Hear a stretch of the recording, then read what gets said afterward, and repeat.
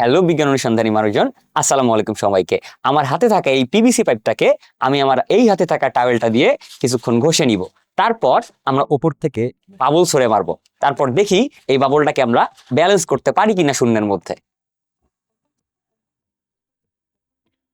দেখো, ব্যালেন্স করে ফেলছি।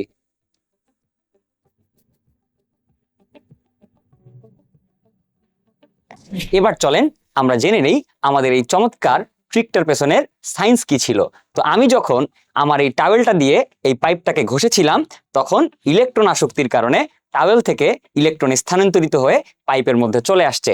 ফলে পাইপ যখন ইলেকট্রন গ্রহণ করেছে, পাইপ নেগেটিভলি চার্জড হয়ে গেছে। তারপর এই নেগেটিভলি চার্জ বস্তুটাকে আমি যখন আমার বাবলের কাছে ধরেছি, সেটি বাবলকে মিউচুয়ালি ইন্ডাক্ট করে ফেলছে। ফলে এটি বাবলকে আকর্ষণ করা শুরু করছে। আবার পৃথিবী টানছিল কোন দিকে?